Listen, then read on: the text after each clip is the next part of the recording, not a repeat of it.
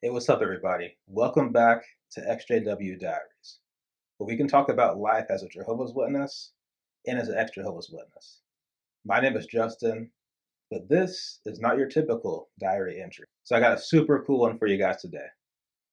Over the weekend, I had the privilege of interviewing my friend Patrick. Now, Patrick is a former elder, former pioneer, and he was also heavily involved in the harbor witnessing work and the metro witnessing work. Patrick is also someone that I personally knew back when I was a witness. We were in the same circuit, we had a lot of the same friends, we were at a lot of the same events, and he was just a really cool guy. I remember hanging out with him sometimes. So it was really nice to see that he woke up, especially coming from being an elder. So it just goes to show there's hope for everybody. So don't ever give up. There's always a chance that you can see your friends again. I really hope you guys enjoyed this one.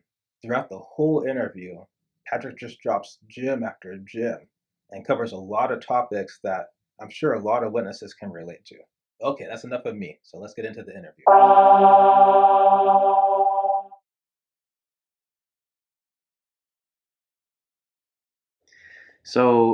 My grandparents on my dad's side first learned about the witnesses. My dad was pretty much a born. He was about 6 when my grandparents became Jehovah's Witnesses. So my dad spent his life growing up.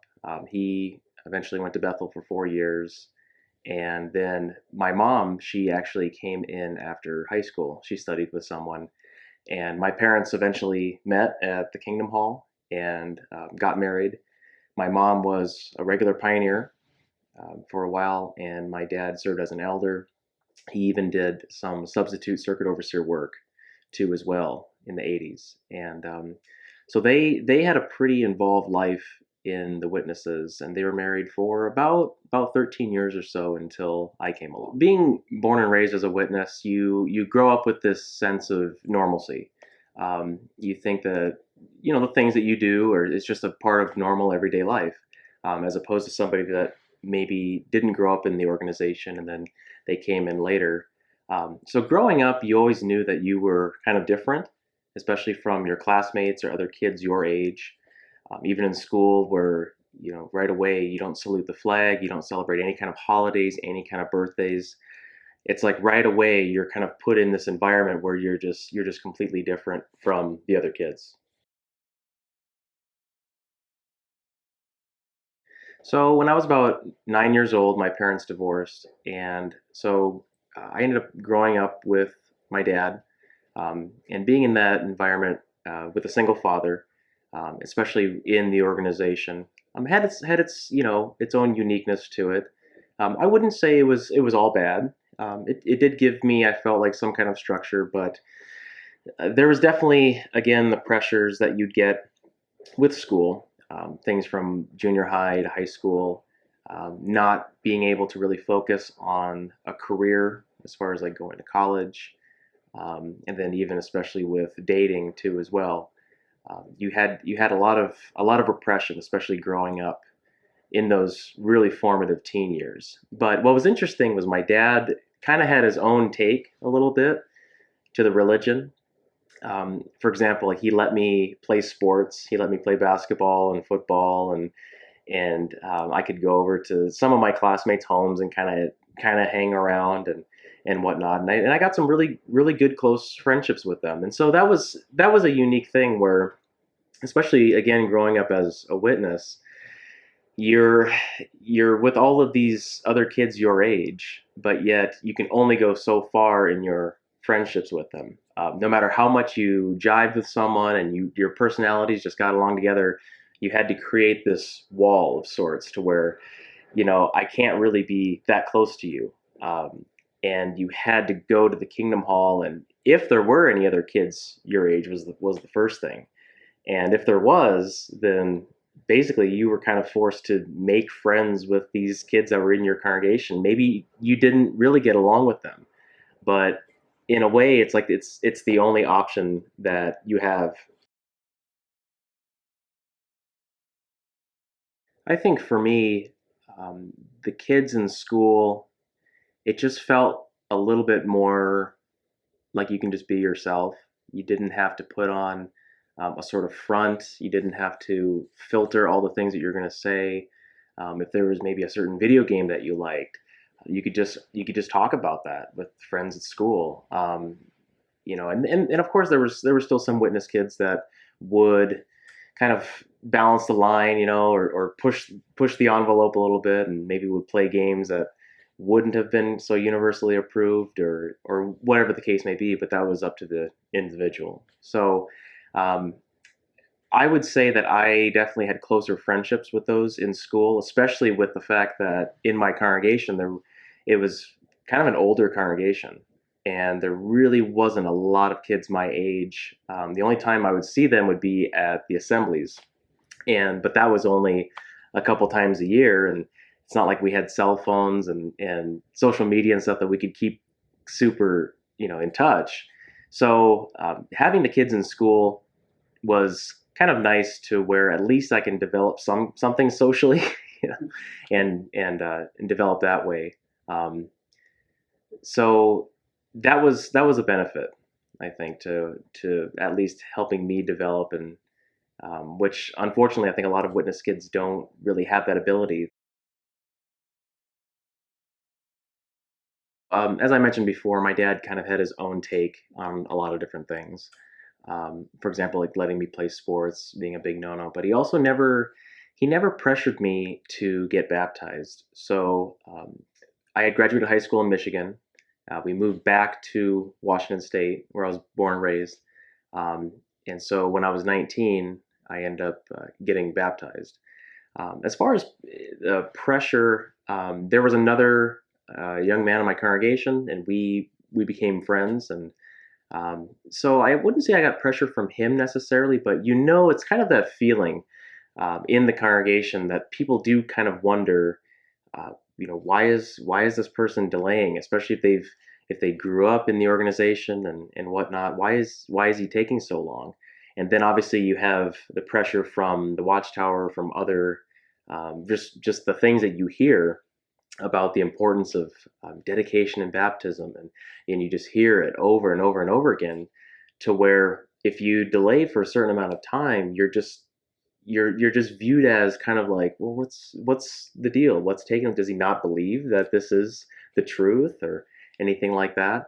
So I think with those things combined, I made the decision on my own. But really, with taking that time to reflect, you can kind of see that even though it was your decision, there's a lot of expectation, and there's a lot of pressure to get baptized, because otherwise people just they view you in this negative light if you delay, and put it off for a long time. I was baptized on July 4th in 2009, and I was at the Tacoma Dome, Tacoma, Washington. And you notice, especially as a young man, you're given privileges right away. Um, I know in recent times they've kind of had to tell the brothers to kind of back off, because you're a young man in the organization, and as soon as you're baptized, you're like this universal tool in their hands, and they can just do all kinds of things. The next day, I was out in the parking lot helping park cars for the assembly in the summertime. But I definitely noticed too, just people were happy for that, as they always are when you get baptized, and because it's what you should do. It's otherwise, like I said earlier, you're kind of viewed as someone that has doubts. But it was a few years later, then in 2012, that I was appointed as a ministerial servant. I was 22 at the time, and at that time I was in the electrical apprenticeship school. I got in when I was 20, and this was because more or less, college being out as an option. When you're in the organization, college is very, very discouraged, and they really push you towards going to a trade school, or some kind of technical college, something along those lines. So I didn't know what I wanted to do, so I talked to a family friend, and he suggested going to electrical school. So I was an apprentice at the time, so I was working a lot doing that, and just being in that environment with guys that work in construction, that was kind of a wake up call too, and just working around adult grown men, um, and having that unique environment too. And then you have the congregation environment, and kind of the pressures and expectations. And I think anybody that sees this and knows, if they grew up in a family that has this lineage of being in the organization, there's a lot of expectations that you have. And me, I was an only child, and I had, like I said, my dad, who had served as an elder before, and he was ministerial servant at the time. There's a lot that's put on you to just kind of keep progressing, just as it being that expectation that you're supposed to do. So 2012, I was appointed as a ministerial servant, and then you slowly just start getting more and more privileges. Before that, you might be running mics, you might be working at the literature counter, and you might be assisting people or cleaning, and it kind of just slowly creeps up, and you get more and more responsibilities put on you over time. And then boom, now you're a ministerial servant, and now you're not just giving Bible readings or little 5-minute talks. You're giving longer talks, and you might even get a public talk. And I remember the first time I had a public talk, 30 minutes, and how nerve wracking that was. And you're almost shaking, because now you're up in front of the congregation. You have to give this huge discourse, but you make it through, and you kind of keep progressing. And I think especially when you're younger, that feeling of progression is really good, because when you're in school, you're kind of just there to kind of graduate school and get through it. You're not really encouraged to excel at it. Same with work. You're not encouraged to excel at your job, not encouraged to excel at anything, quite frankly. So when you excel in the congregation, it feels really good, because that's a natural thing. People, we want to do well at the things that we're given to do. So as a young man in the congregation, it's a great feeling, and you get people's respect, and so it just kind of encourages you to do more and more and reach out further. So as time went on, you just keep applying yourself, and um, I just kind of I just put my head down, and I would just do whatever assignments I was given, and I enjoyed it. I liked it. You could feel that people respected you for what you did in the congregation. And as time progressed, I eventually graduated and became a journeyman electrician. And once I did, Warwick was going on at that time, and it was still, right in the heart of being built. And so I had that as a goal, that I wanted to go out there for a little while. And so I put my application in, and around it was February of 2016 that I went out to Warwick, and I was there for about 3 weeks. And we did get to stay in the Brooklyn buildings, and then we would just take the bus over to Warwick, and that was really a unique experience, actually getting to be at Bethel and kind of see all that inner workings of how the society was run. But you got to see things that would have been maybe kind of a surprise for a lot of people. Like, for example, I believe it was the A19. I know, like, any former secretary watching this is probably like, no, it's this form. It was the A19, I believe, was the temporary volunteer form, and then A4 or something along those lines was the full-time servant, uh, basically, application. So when you'd go out there, and you told people, oh, I'm just here for a couple weeks, or I was there for 3 weeks, and as opposed to people that were there for maybe 3 months, 6 months, a year plus, you were definitely viewed a little bit different, even in the fact that you had to check out your tools and check them back in every single day if you were temporary, whereas the long-term people, they got to have their tools, they had nicer stuff, and you can just kind of see, just the environment was a little bit different. And and again, it's that viewpoint of um, well, we're glad that you're here, but you could be doing a little bit more. You could be out here a little bit longer because look at this guy. He's been out here for 6 months or whatever the case. And so that was kind of a unique thing that I didn't expect when I went out there. There were some people that again, you make friendships with people as well out there, but you just see a side of the organization that you never thought. So going out there was definitely a unique experience, and then coming back, you're full of zeal, and and people look at you like, man, that's so great. You get to go out to Bethel, and they have their own view of what Bethel is like, and then as time kept going on, then eventually I was appointed in January of 2017 as an elder. It was a month before my 27th birthday, and I was pretty surprised, and I was definitely the youngest member on my body of elders, and later found out I believe probably the youngest in the circuit too as well, which is just comprised of anywhere from 10, 15, maybe 20 congregations in a circuit. So that was a lot of pressure, and I felt um, I had some good feelings, and then I also had some not so good feelings from people in the congregation. There were people that were really proud and really happy that I got to be one, but then you can also kind of get the sense of people that weren't so happy, and they felt, well, you're too young and you don't really know what you're doing, and my dad was an elder at that time too, and so I think some people thought that there was some nepotism there.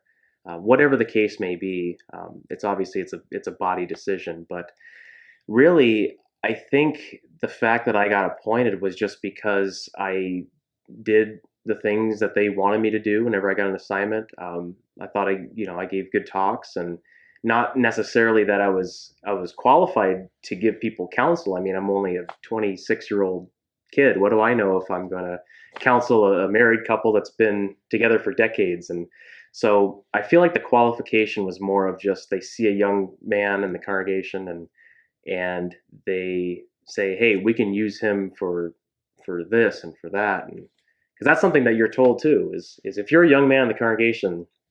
I remember I had a circuit overseer say that your potential is unlimited. They can use you however, and now especially now that you're an elder, all you have to do is just apply for Bethel or apply for some kind of full time service, and sky's the limit. And being an elder was definitely eye opening. Um, you have kind of all of these ideas about how the brothers choose you as being an elder, and and you're always told, well, the Holy Spirit directs these men to make the appointments, and so on and so forth. And I never felt that way, and I know even just being an elder, when we would consider brothers, it's not like the Holy Spirit comes down as a dove, and then you get this insight into this person's life. You basically just choose them based on what they're doing in the congregation, and if they're a brother that's doing everything they're told, they don't get into trouble, and they have a good speaking ability, it's kind of just bound to happen that you're going to be appointed eventually. So the whole idea that now that I'm an elder, you kind of get to see what that feels like. You get to see a lot of the things that happen in the congregation that, of course, rank and file publishers have absolutely no idea about. I remember some of the first elders meetings too, and you just talk about the problems that so and so is going through, or this family is going through, and you're just like, what? Like this is going on in the congregation, and you're totally shocked. Um, but that kind of thing happens all the time. And when you're appointed, you're given the Shepherding the Flock of God book, and that's basically just the policy book written by the society for how elders are to shepherd the congregation, how to handle things. And when you look back now, when I look back, you can kind of see how you almost like a company foreman, where um, the company is the society, and you're just kind of the foreman that's making sure that the machine is just running smoothly, and everything's going as planned. And how do you handle conflicts, and even with the judicial committee procedures, and you were told every time you were on a judicial committee meeting, you had to read these several chapters over again and make sure that you handled everything exactly as to what the society had already written on you handling that.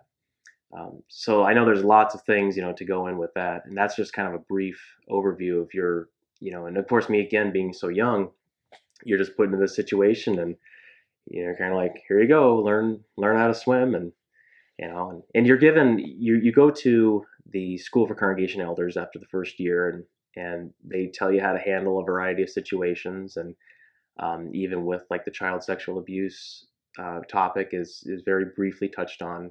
Um, and as much as that's been talked about too, it's the image and the reputation is more important than anything else. And now they say, well, the families have every opportunity to go to the police, but again, as elders, the first call that we had to make was always the society first before anything else, and then legal department would tell us how to handle things and go from there. um, and so that was the procedure, and to my knowledge it's still that to this day. But just being an elder gets you really just get to see a lot of different things you never expected. But of course, it's not enough just to be an elder, or anything like that. You're always encouraged to just keep doing more and to keep progressing. And one thing that I always had in my mind is that I never got to be a regular pioneer, even when I was younger, because I just went right into working full time in my electrical apprenticeship, and I never got to be a regular pioneer. So I felt deficient in that area, because you see other people and they talk about how great pioneering was, and it was life changing, and you hear about it in the magazines or any videos that come out. It's pioneering, pioneering, pioneering.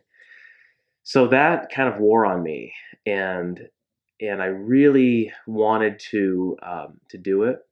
Interestingly enough, my dad kind of discouraged it. He had pioneered when he was younger, and of course, with going to Bethel. And I think that experience for him sort of soured things. He it kind of discouraged pioneering, because I think when he was younger, he could see his peers doing it, and they didn't put any kind of education into it, and it ended up being a detriment to them later, where they didn't have a career, they didn't have anything to go off of, and it ended up hurting them. So my dad was one that really, again, pushed me to get some kind of schooling, like the trade school as well. So he was also another influence in my life to do that. Um, but I still wanted to do it, even with my dad's discouragement towards doing it. Um, but there was a brother in the congregation that he was the most zealous pioneer I've ever met, and I would go out in service with him, and it was just infectious, just his love for the ministry and his zeal for it, and we became friends, and uh, he was much older, and it was almost I almost kind of felt like it was like a Paul and Timothy in the scriptures sort of relationship, and he encouraged me to do more. We were both in harbor witnessing together in Tacoma, and he really encouraged me to just go ahead and just go for it, even though I was working full time. And so I did, and I put my application in to be a regular pioneer, and that was really life changing, because it I knew that I couldn't realistically work full time and do 70 hours a month to the ministry. So I had to make a choice, and I ended up stopping my career as an electrician for a little bit, and I picked up part-time work and worked with other witnesses and anything that could help me to supplement my income while I was pioneering. And then along with that, other opportunities come up. Metro witnessing in Seattle was one thing that came up, and you got to meet a lot of people doing that, a lot of pioneers, because obviously it's a great way to get your time. You can stand next to a cart, and you can meet people from all over the place, and actually have conversations with people. I think that was the big thing. I remember some pioneers said, I don't know how I could do it if it was just door knocking for 70 hours a month, especially with the rejection you get nodded homes from people. But here you can actually go to a place and stand next to a cart and actually have people come up to you and ask for literature. As a witness, you're always super ecstatic whenever you can have anybody ask for literature to, and then you have a conversation with them. So um, and so being an elder too as well, I got to be what was called a key man. So brother that would kind of oversee the shift um, that you would have, and you would text the friends, make sure and confirm that they had their dates and their times and everything, and you would lead with a scriptural thought, and even with if there was any incident too. They gave you some kind of training as far as if you had a hostile individual come up and started screaming at you, or maybe took the cart and threw it, which actually happened on my training. Ironically, in downtown Seattle, we had an individual that came up and he literally picked up the cart and he slammed it down and just took off running. And this was on my training day, so I'm like, great, of all days, this ended up happening. And in a way, it was kind of nice because it kind of broke the ice, and you expected that to almost happen, but that never happened since then. That just happened to be on that day. But so at this point in my life, I'm in my mid 20s. I'm pioneering. I'm an elder. I'm a key man, and then later comes being the overseer at Tacoma Harbor Ministries. So the Harbor Witnessing Program is something that a lot of different cities participate in, and I was asked to be the overseer there. So lots of responsibility that I had, but again, you kind of you feel good that you're just doing more and more, and it's just like this vicious cycle. It's this circle that you do more, and then you're encouraged, but then you're always encouraged to do more, and it's just kind of like this circle of you get the pat on the back or whatever, and yeah, we're proud of you, just keep going and keep it up, and then okay, and you find another way to serve, and you can see how that cycle just can perpetuate itself really easily. So then as time went on, eventually I met my wife, and she was in the same congregation as me. She'd moved in, and she was pioneering, and so was I, and so right away, you have that thing in common. And when you're a witness, and when it comes to the topic of dating, I think a lot of people that watch this would agree that's a very very complex issue with dating, um, because you're told to look at a person and what they're doing in the congregation, and that's like a judge of someone's character. So if they're a brother and they're reaching out to be a servant or an elder, or pioneering, then that means they're a good person and that they have spirituality to them, as opposed to someone who's not doing those things. You're really looked at kind of negatively, and that just goes, I think, for people in general in the congregation, but especially the fact with dating as well. My dad too, because his marriage kind of fell apart, he very much discouraged dating, and I was living with him, and I think he may have been afraid that I was going to leave him and then start my own family. And so, anytime the topic of dating came up, instead of helping me to see like what to look for in somebody, um, it kind of felt like I was just doing it on my own. So um, I met her, and we both had similar goals. I was really attracted to her, and I think once you get to a certain age, like now I was getting pretty close to my 30s, and once you get to that age, you see that a lot of your friends are getting married off. Um, Whenever you go to the assembly, sometimes you would you'd have your eye out for looking for someone that could be a potential mate.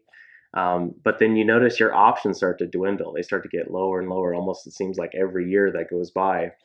So, and again, of course, as a witness, being frank, I feel like a lot of the young couples that got married did it for one thing in mind, and I think you can kind of guess on what that might be. Um, and all of these things considered, I can look back and I can see that, my decision to get married had those influences of just not knowing what to look for in a mate, and it being influenced by a lot of external factors, but I really did care for her, and I really loved her, and I felt like this was just such a blessing from Jehovah, with the fact that I was serving and I was a pioneer, and then now you have that mentality of, Jehovah's giving you a mate now, and you guys can both go together and progress and spiritually, and just kind of keep building upon that family. So at this point, I'm really busy in the congregation now, dating somebody, and I thought that my life was going to be like this, and it was just going to sail on like this for years. But little did I know, life changes really quick. That's the big question, isn't it? What caused me to wake up? And just the fact that I'm sitting here and making this video with you and talking about it is something I never thought I would have ever gotten to. And it took a series of events to happen in a very specific order in a short time frame to get to where I'm at today. And I call it the 3 Ds. It took my dad's death, it took my disfellowshipping, and then it took my eventual divorce to get to where I'm at right now today. So my dad's death came fairly sudden. He was only 69 when he died, and that was in May of 2019. And what happened there, especially, was it happened about 3 days after I had proposed to my then girlfriend, who later became my wife. Um, so that's obviously a time frame that was just, you can never ever plan for, especially two big life events like that and happening only a few days apart from each other. But he died at home, and he had been sick for a while. He had really neglected his health, and you could see it going down. But it's still a surprise, and you never expect it to happen the way it did. And right away when that happens, especially someone like myself, I had just lived with him all through growing up, um, and I was from 9 to 29, and once that happens, it's like you're on your own now, and you're put in this situation, and um, and to the congregation's credit, they do rally around you when a thing like that happens, and I was really appreciative of that, of the people in the congregation that came by with food and things like that, um, it- you know, and again, when you grow up in that environment, it's always very confusing, because with witnesses, it's that line of true love versus love bombing. And I think when you grow up as a witness, that really can confuse you a lot of times, because you can see this group of people, they come over to your house and they bring food and they ask you how you're doing, and you feel really great to be a part of the congregation. But then, it kind of fizzles over time, and you kind of wonder if a lot of that was just obligatory, or if it was really true love and concern. And I know people did have that concern and care, and we had a lot of help with planning the memorial and the funeral and things like that. And the Kobe of our congregation came over to my home at about 1 in the morning when this happened, and he was here for me. And so, and I'm always grateful to the people that did that, and I'm very appreciative of that. Um, but it's just kind of, now you're put in this situation where you're on your own, and I would always bounce things off my dad, and we would talk about things, especially with being elders on the same body. We could just talk about a lot of things, and he was my friend, and he was a good dad, even though he had his own demons, his own problems that he never got addressed. And I wish he would, and maybe that's a topic for another time. But um, to me, that was kind of the first step that kind of set up the other events that were to follow.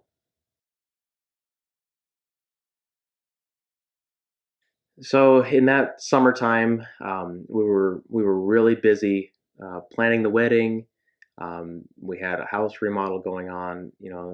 Obviously we just got done with my dad's memorial, and we were both under just a tremendous amount of stress. And looking back, we should have put it off, but we were both really, really into each other, and we spent every day. We didn't want anything bad to happen. We didn't want to accidentally, commit a sin with each other and lose Jehovah's favor. And so we felt that it was just better just to get married sooner than later. So that led us to rushing a lot of things, and there was a lot of stress in our marriage early on, and of course there was good times. Of course we had fun times too, but there was a lot of unique things and problems and challenges in our marriage that I'm sure everyone experiences too, but things that maybe people don't experience. Um, and so just having to deal with those unique challenges, being head of a household, being a spiritual head, now having to do family worship every week, which honestly, even as an elder, I can't say that I was super regular at, because when you're an elder and a pioneer, you're so busy with things in the congregation and going out in service, and they tell you, make sure that your study is up, but when you're so busy, it's hard to really find that time in there. So now, being the spiritual head of a family, I had to lead the discussions and come up with the material, and have all of that added responsibility on top of things. Um, then we both did Metro together, so going up to downtown Seattle, and it was nonstop. And I look back now, and I think, how in the world did I do all of these things and fit and make the time for it? But basically, as time went on, um, there was a secret that I had, and the secret, I really feel, is very, very common um, with young people that are Jehovah's Witnesses, both men and women alike, and that's the topic of pornography. And what had happened was, I eventually came forward and said that I had been viewing pornography for years, even before I started serving as a ministerial servant. And in fact, this was something that I didn't even tell my dad. I was so ashamed of. Um, and it's embarrassing. You don't want to talk to your parents about this. It's just kind of a thing that just happens, and really, it's unfortunate, because the environment of being a witness, a young witness, is there's so much sexual repression that it's almost a catch-22, where you read books like The Young People Ask or things like that. In a nutshell, the advice is basically just try to change your thinking. Don't think about it. Okay, and how much good does that do? And or they say, well, just pray about it. Maybe read the Bible or read a publication, and there's no real satisfactory answer to that question of how do you deal with your sexuality, basically. Um, so you turn to other things. You turn to pornography, because really you want to know. You're curious. You want to know what sex is like, and it kind of, in a way, it gives you just kind of a release. And you know that is something that I really feel is much more common than people might think. And so basically, um, with all the responsibilities that I was getting, it also created this vicious cycle of, um, I kept it to myself, and I reasoned, well, Jehovah's using me in all these different ways. Maybe he doesn't really mind it that much that I view it. It's just kind of a thing between Jehovah and I, and it's just our secret in a way. And I was still doing things in the congregation, and I felt that maybe could offset me viewing pornography, that I would just do more in the congregation, and it kind of like balanced things out in a way. And these are some of the things that maybe you might think about and reason and have logic with. But now, being a family head, I wanted to have Jehovah's blessing as much as possible. And so my wife had asked and if I had viewed it, and I had denied it to her when we dated. And again, just that shame, that embarrassment that you have. And then it was later, once we were married, that I eventually came forward and I told her that this is what I had been doing. That I hadn't done it since we've been married, which is true, but leading up to it, it was something that I viewed. And again, I was serving as an elder at the time while viewing it. And so we contacted some brothers. They came over um, and sat down, and I told them about it. And they were really, really shocked. They couldn't believe it. And when you look back now, and just with other people that I've told about this, they're like, well, what's the big deal? But when you're a witness, this is like this a devastating admission. Like, you were viewing pornography. Like, oh my god, it's like everyone just about like fell out of their seat, when I said that. And you look back and you're just like, well, what's the big deal? And because it's not a big deal. It's your sexuality. It's something that you're growing and you're developing. And so I had told those guys what had happened, and then of course they read scriptures, they try to encourage you, but they have to go back and again look at the shepherding book and you look up whether to form a judicial committee or not. And so uh, that was kind of the beginning of what happened next. So it wasn't too long after then. It was less than a week that um, they had determined a judicial committee would be formed, and that our meeting was set January 6th.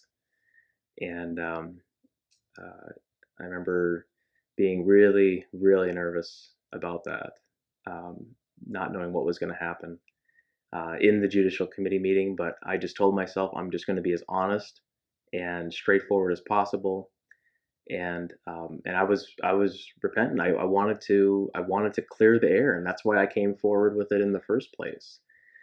So the day of the judicial committee, we all came in, and one of the brothers that was chosen was someone that I had a little bit of difficulty with, kind of just just being honest. Just we never really saw eye to eye on a lot of things, and he was one of the three brothers on my judicial committee, which I was just kind of like, okay, it wasn't preferable, but it's fine. And um, so the judicial committee meeting, where we sit down in the back room, and it felt so weird being on the opposite side.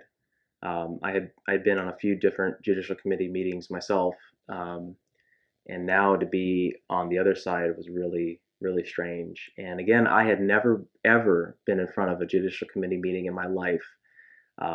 Never been publicly reproved or anything. I was just a straight arrow. I just kept as clean as possible, and I had my wife there with me in the committee meeting, and we just talked. I already wrote a letter, and I said, what I had done. And I know that in the shepherding book too, they even classify different types of pornography, and whether it's abhorrent or not. And one of it too is like, for example, girl on girl is considered an abhorrent view. So you can view pornography if it's heterosexual pornography, but if it's any kind of homosexual, or obviously like they say with bestiality or anything like that, it's an abhorrent. But whenever again, I wanted to be as completely open and honest as possible. And so I said, there was some, even girl on girl pornography that I saw. But right away, when you say that, you can see that they're taking notes down. And it's kind of like just this checklist of like, oh, well, no, he said that he viewed this. And so now you go to that section in your shepherding book, and the shepherding book is pretty clear on what you should do. So that's what it becomes like when you're an elder in a judicial committee. You're really just trying to follow that shepherding book as close as possible, because that's what you're trained to do. This is what God's organization made. They've made this book for you to follow, and so you can be along with the Holy Spirit and all that stuff, right? So I just wanted to get everything out in the air. The questions they asked, I was totally open with and transparent. But then the brother that I had friction with, asked some other things that I felt that he was saving, and they had nothing to do with what I was there for. There were things, I guess, that people felt that when I was in Metro, that I had stalked people, that I had stalked sisters, and that apparently there was complaints that people had about that. And again, when you're sitting there in this committee meeting, and I had never heard this at all, I was completely shocked when he said these things. He said, "Well, we've heard reports of you following sisters around on their rove," they called it, which was you would get 20 minutes at the carts and then 20 minutes off, and you tried to inform a witness. And I was totally caught off guard, completely shocked when he said that, because obviously it was false. But the fact that he brought that into the Judicial Committee, it was almost like, what kind of agenda does he have here? What's he trying to do with bringing this up? And of course, he brings this up, and my wife is with me in the committee meeting, and she's just devastated. She's just sobbing because she thinks that I really did this, that I was really, stalking these people. And I'm sitting there like, I don't know what to say. I don't know what to say. This is the first time that I've ever heard about this. Nobody ever talked to me.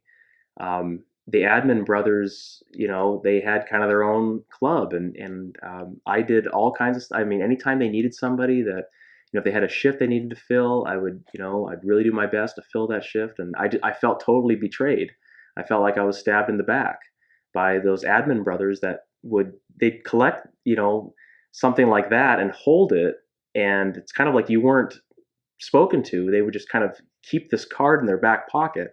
And this brother was in Metro too, and he would talk with them, and he got to just use this card right when the opportune time came. Um, so all of these things considered, just kind of came together. And once the meeting was over, they excuse you, you go outside, and they deliberated for about an hour. And it just, when you're sitting there, it feels like an absolute eternity. Um, and after a while, um, you know, we were invited back in, and then that's when they told me. They said that, well, um, we're going to disfellowship, and that was just like a hammer on your heart. It's like you drop an anvil right on it, and and it was just devastating to us in our marriage. I mean, we weren't even married for 6 months, and we had all these aspirations and, doing all kinds of things in Jehovah's service, and both being pioneers, and me with being an elder, and people were encouraging us to, apply for this or that. And just like that, not even 6 months in our marriage, and now everything was completely turned upside down. And it was really my belief too, as well, um, that if I wasn't an elder, that if I was just a publisher, I think it could have just been public reproof or private reproof, along those lines. But one thing that I reflect back on too, when they were asking me questions and I was answering them, and it's not to any fault of their own, but this is again how you're trained and just the environment that you're in. It's not with a spirit of understanding, it's with a spirit of judgment. And when they ask you about the questions regarding pornography, or whatever it is that you're in the Judicial Committee for, um, they're there to follow the rules and what the shepherding book says. And, oh, okay, so and so said this, so here's the result. So it's not a spirit of understanding, it's a spirit of judgment. And so I think that they felt that because, once I had served in an appointed capacity as a servant and then later as an elder, and I just kept this hidden, that I was lying. I was just covering this up, and I was lying, which I was covering it up, and it is a lie in a way, but it's not so cut and dry. It's not so black and white like that. Um, I mean, it's shame. You're ashamed. I mean, like I didn't even tell my own dad about it. We lived under the same roof, um, and you're embarrassed about it. So to say that, well, you covered it up and it was a lie and you're just this horrible person, that's just not the reality of the case.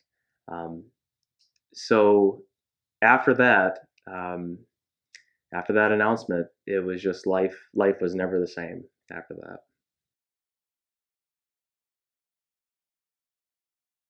So once the brothers told me that, after we got out of the committee meeting, um, I just said, well, I'm just going to do whatever I can.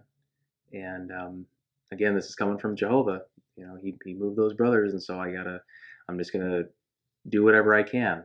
Um, and But you're still not prepared for what's about to happen, especially if you grew up your whole life and then now you're disfellowshipped. Um, and I remember too just um, that announcement at the Kingdom Hall when they said it, and I was there in the back. And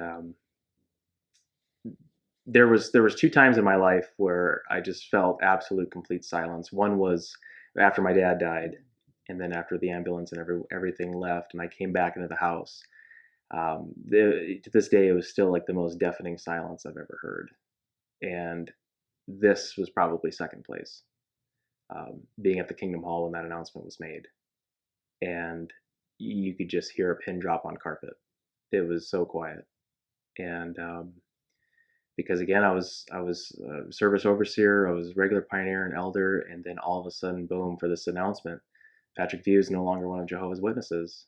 Um, you don't know how to react, and I just left and moved forward. But in that time, the day after that announcement, before I had actually been looking for a mental health professional, a counselor, to help me deal with my dad's death and other things too, with the marriage, and I found one, and he ended up being a very, very beneficial asset, because now when you're disfellowshipped, everything's gone. Your friends, your family, your whole world is just turned upside down, and you're completely all alone. Um, I mean, without my wife at home, I mean, I don't know how I would have any contact with anybody. Um, so my counselor David really became that person that I can just confide in, I can bounce things off of, and obviously get the healthy answer to. And again, if anybody's watching this and they're in this state, I can't encourage it enough. And I was somebody that I felt I didn't need any kind of mental health counseling or anything. That I'm fine. I don't need to have it. That there's this stigma that something's wrong with you if you get a counselor, and that couldn't be further from the truth. He really helped me to see things in a healthy way, because we just have the parents that we have, and we have the childhoods that we have. And even if we had great parents, they, maybe did some things that weren't so healthy. So that's what he did. He kind of became that guiding principle to me. And I would, and I was very, very POMY, still physically out, but still very mentally in. I attended the Zoom meetings because it was January of 2020 when I was disfellowshipped, and it was in March of 2020 that everything went to Zoom when the pandemic hit and everything. So it went from going to the Kingdom Hall as a disfellowship person, and then with my wife, and where you had to leave as soon as that concluding prayer, I'd left and went to the car, and then to being a Zoom meeting, and it was that all that stuff was just all very new and strange. But during that spring, during that summer, I would go see David and talk to things about him and problems that would come up in the marriage, or whatever else. And one thing that I remember to this day that he said, because he was very neutral. He was a very neutral counselor, and very, which I encourage you to make sure when you're looking for one that they are, and any good counselor would be. Um, but that he said, just beware of any person or anything else that claims to say, I have all the truth, or I have all the knowledge about something, which is something that witnesses always say, right? That's why it's called the truth. It's because everything is truth in this organization. Everything is, we have all the answers. Just come to us, the Bible and our publications. All the answers you're looking for are right here. And he said, just be cautious. And at the time, I don't think it affected me as much, because I was still really POMY. But later on in life, I thought about those words and what he said. But just progressing, just keeping my meetings with him. Eventually, what happened was about a week before our first anniversary, my wife ended up leaving and got her own apartment and had kind of done it behind my back. I had no knowledge of it until she sprung it on me. We tried to get marriage counseling, um, and that, I felt that it was skewed, and because he was someone that was recommended by her counselor and all that. But just we tried to make it work as best we could. And I'm not saying I was a perfect husband. There was, with all of this stuff going on and the emotions, there was times I lost my temper, and I yelled at times, and lost my cool, and it was just a very, very difficult time for both of us. Um, and so she ended up leaving and wouldn't tell me where she was going.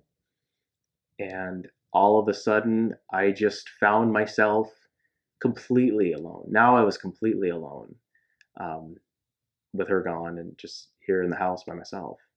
And but I still attended Zoom meetings. I still kept up on my meeting attendance, and did all that. And until one day I saw, on a Zoom meeting, um, because you have your picture and you have your display name. What had happened was, my wife filed for legal separation, which I didn't want. I didn't want to do that, but I was yielding to her request because she was so adamant on doing it. So she petitioned for legal separation and left. And again, I was just devastated because I could just see my marriage just falling apart, just like everything else this past year was falling apart in my life. And so, on that Zoom meeting in September, I remember, because I would see her every week, and so that made it kind of awkward, and you know, and um, but I saw that she had changed her name back to her maiden name, and I saw that, and that was an absolute dagger through my heart. That that was absolutely horrible when I saw that. Because in a way, it's kind of like it was almost confirmation that, like, I don't think we're gonna get back together, because the separation, we were gonna say, in 6 months, um, let's see how things go. Um, and that just absolutely killed me. And I had to leave the Zoom meeting at that point, and I just broke down. And I broke down, and I remember going to the bedroom, and I just cried, and I cried and cried and just sobbing. And all I said was, and I was just praying, and all I could say was, Jehovah, I don't know what to do. Jehovah, I don't know what to do, for a good 30 minutes. And after that happened, um, I got on my phone and I went to YouTube to look up just another video, and all of a sudden, this guy called John Cedars comes up. And the title of the video was 10 Things That Jehovah's Witnesses Don't Know About Their Religion. And right away, when you see something like that, it's apostate. It's the worst thing you could ever view. Don't even touch it with a 10-foot pole. But the state that I was in, and I was so devastated and broken down, I figured, what difference does it make if I watch this video? What does it matter? So I watched it, knowing full well this is apostate material, or anyone that can put out a video, it's going to be that way. What do I have to lose? So I watched it, and what was interesting was, it wasn't so much the content that I remembered most; it was his demeanor. And this was Lloyd Evans, by the way, who used to have John Cedars as his channel. And I remember how Lloyd would speak, and it was very calm, very rational, very logical in what he said. And he was nothing like what Watchtower would say apostates were, these vicious, horrible people that would yell and scream and just were just so full of anger. He was just very calm, very logical, very reasonable. And I listened to the points that he said, And I thought, okay, well, he's making some points here. I can kind of see, and you reason that, well, it's imperfect men in a perfect organization, right? That's the reasoning that all witnesses use. And so after I watched that video, I would just once in a while check in and see, you know, um, what other content he had. And it was a very slow process, but I started looking into more things, and um, I believe what happened was probably my phone picked up me saying Jehovah all the time, and it probably recommended his video on there because I had never searched for apostate videos or anything like that. When here I thought it was, Jehovah answering my prayer, and I see Lloyd pop up. It was probably my phone just listening, honestly, into my conversation. Um, but I looked at more and more material, and eventually got Crisis of Conscience, which I remember my dad asking my dad about Ray France, and oh, he was just that nutbag governing body member that left, and and that's all he had to say about it. And just seeing more about that book and why he wrote it, that Ray France started seeing things being a governing body member that really bothered his conscience, and the double standards and how man-made the policies were. And so reading that was very, very eye-opening. And he had photocopies of letters and different policies, things that he took away with, to make that book. And again, just like Lloyd, he wasn't angry, he wasn't bitter. It was with a spirit of love that he wrote that. You can get the sense of it. So as time just went on, I ended up just kind of thinking, well, I don't really feel like going to a meeting today, and I would miss, and then I would miss another meeting, and maybe tune into one, but then miss another, and it was this whole cycle of kind of, you hear this, and but you're still involved, and just slowly over time, I would just start just missing more and more meetings, and pretty soon, a week would go by without them, a week and a half, 2 weeks, went by, and what was interesting is the brother that would always send me the links, all of a sudden he just stopped sending me links to the Zoom meeting. And maybe he was testing me to see if I would reach out back to him. I don't know. But that was kind of a shocking thing. Like, oh, okay, well, we'll forget you too. I'm just gonna keep going on this research, and I did, and it got me to where I am today. So the more and more research that I did into the organization, the origins of it, the things that really you're not allowed to look at, the more I could see too just how man-made it was, the double standards and the mistakes and the back and forth and just how human it all was. It got to a point where I knew that I'm not going to be a Jehovah's Witness again. It's just not the truth. It's not the true religion. Um, and that was really, it took a lot of time to get to that point. Um, and there was an elder that reached out too as well and asked, how I've been, and I told him. I said it was actually the brother that married us, and it was, and I really appreciated it. And I told him that, thank you for reaching out, but I can't, in good conscience, be a Jehovah's Witness again. And without getting into specific reasons, I just said, I just hope you guys are doing well, and and kind of see you later. Because I know how awkward and difficult it is for him as well, and that was tough. But I knew it's just I couldn't be a witness after you see the things that you learn about. And then regarding my marriage, 6 months had passed, and so with a legal separation, um, either party can convert it to a divorce without the other person's permission. And so I figured, we hadn't spoken to each other or met up or anything in that 6 month time, um, and I just knew that it was over. She changed her name back and had people calling her by her maiden name, and just and I knew now with my newfound belief of not being a witness anymore, it just wasn't going to work out. So I then converted the separation to the divorce, and then that was that. And it was kind of like, just moving on. And to me, that was, the best way I could just move forward and keep going um, and just move forward in my life. I would say the biggest benefit um, that comes to my mind right away is the relationship I have with my mom because as I mentioned earlier, that my parents divorced when I was 9, and she was disfellowshipped at that time. She had remarried my stepdad, and he was worldly, quote unquote, but um, she had been disfellowshipped that whole time, and my contact with her was always very limited. Even after I got baptized, I mean, every year when I was in school, I'd fly out and see her. They lived in a couple different states, and the Carolinas and Texas, and so I would go out wherever they were living and see them for a little bit.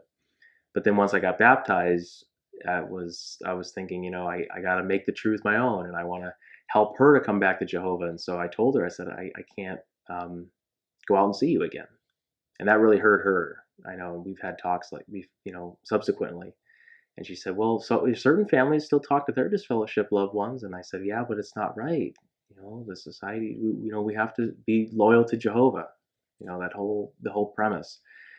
But once I was disfellowshipped, we've actually been able to really blossom in our relationship. And so that's been a really unique dynamic of I lost a parent, and then I also got to gain a parent as well. But because for the longest time, there was issues of abandonment that I felt, but it really wasn't the case because we would talk, and she had her concerns and doubts about the religion, but she couldn't really voice them or put them into words and talk to somebody who understood. So we talked regularly, um, and I visited her, and she lives in Oregon, so we'll meet up, and it's just nice to finally be able to feel like all that weight that you've been carrying for so long can just now be off your shoulders again. You don't realize how much, as a witness, um, the burden of guilt. You're always guilted into everything.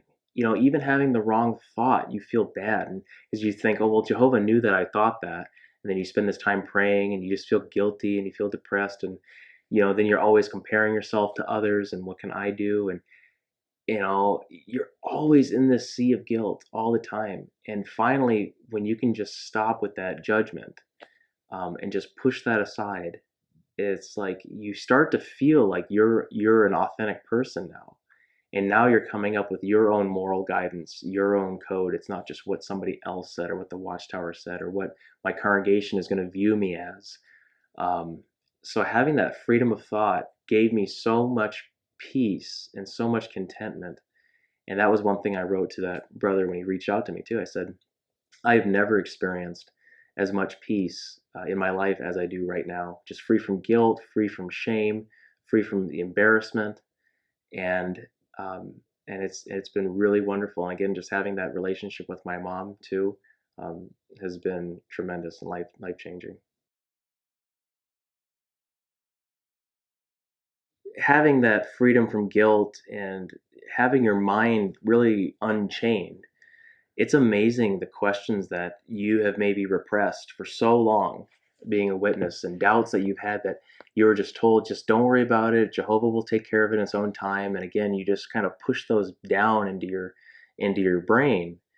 And once your mind is freed, those things that were there that you repressed, they start to come to the surface, and you start to wonder, yeah, I do wonder about that. That was something I never really got an answer to. And that goes for with seeing videos that they're making now and seeing the articles that before it was just an automatic, oh, look how wonderful that is, or the great example here or that. But now you can see it for what it is. You can, instead of looking at it right here, you're able to back up and just see the whole picture. So one that was recently that we talked about was an interview about 4.5 minutes. Mitchell Birdwell on the JW library and on the website. Um, and I think watching those videos and seeing that has been kind of a form of closure as well. I know for everyone it's different, but seeing that, I resonated with it because it just showed the environment of guilt that you're constantly in as a witness. So it's the story of he's a family man, he's married, he has kids, has a construction company, and he's an elder in the congregation, and his wife's a regular pioneer. And their family's doing great as witnesses. Even in the video, he describes it as being the perfect family, perfect little family. But when you're a witness, it's never enough. You can never just say, you can rest on your laurels and say, you know what, I'm comfortable. I can just keep on doing this. It's never good enough. Then he talks about how, because he was a custom home builder, he went to Japan and helped out with construction out there. And he saw that everyone was a regular pioneer. So he thought, well, how can they all be regular pioneers and do this? And so they had a brother talk to him, or his interpreter, he says, and say what you will, but the guy he guilt tripped him. Basically, he guilt tripped him into doing more. Witnesses will call it encouragement, or they'll call it positive peer pressure. That's something that they might say a lot. But he basically guilt tripped him into almost saying in a roundabout way that you're not really putting God's kingdom first, because you're spending all this tired time with your family, because he's a businessman, he's a husband, he's a father, and yeah, he's going to be busy, and an elder on top of all of those things. Yeah, he's going to be tired. So it got to the point where in the interview, you can see he was really hurt. He was really affected that he wasn't a regular pioneer. And it was that dichotomous black and white thinking that cults and high control groups always have. It's this ultimatum. It's like you either love Jehovah and you're giving him your all, or you really don't have faith in him at all. And again, it's not like the guy wasn't doing anything. He was still an elder in the congregation. His wife was a pioneer, but when he said all those things, I resonated with those too as well. I remember I showed my wife at the time, it was during a circuit overseer talk, that before I was disfellowshipped, that I'm like, they always ask more, more, more.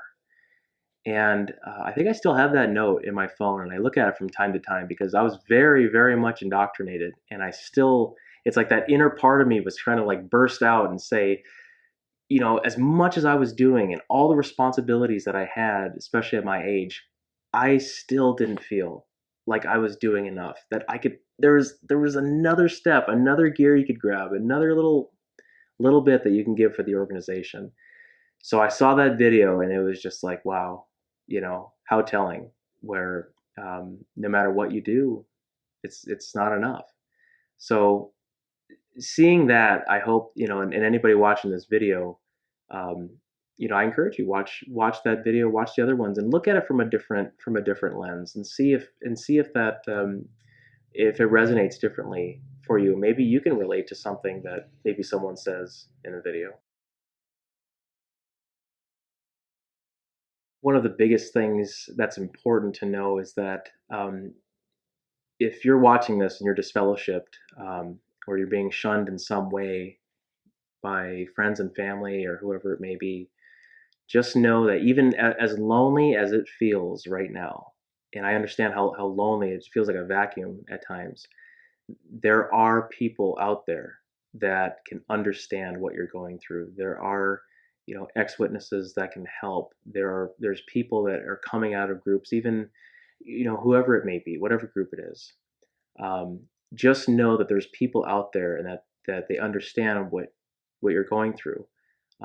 It's natural to feel that you have to get back to the congregation, and really analyze those feelings. Is it just because you want to get your network again, that social group that you've had years? I mean, these are people that you felt that you're going to go through persecution with, and you're going to go through Armageddon with, and now just like that, they're gone. They're out of your life. So it's natural to feel that way. So I think it's important to sit with those feelings, explore those, and just start to slowly build your life. Seek a mental health professional, if at all possible. I can't recommend that enough. And they will help you to see what the healthy way to process things are, the healthy way to view things, relationships, and also with regards to the religion, just research, research, research.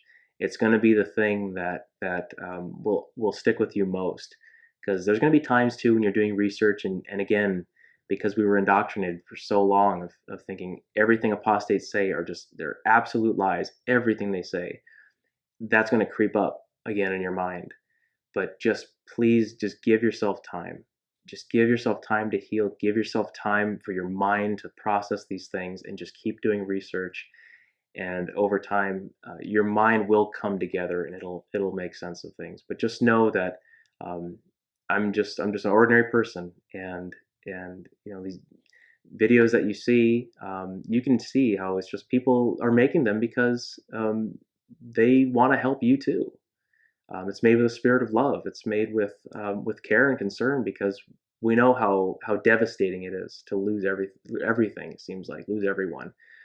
But just know that there's life beyond Watchtower. There's a life that you can live and and be happy. You can be happy, and you can do the things that you want to do. Maybe the career that you've always wanted to pursue, or the hobbies that you wanted to pursue. Um, the sky's the limit, and I really wish the best for anybody watching this video on your journey. And just know that there's people like us that are here to help any kind of XJW community in your local area. Um, be a part of it or volunteer. Just get involved again, and let time heal.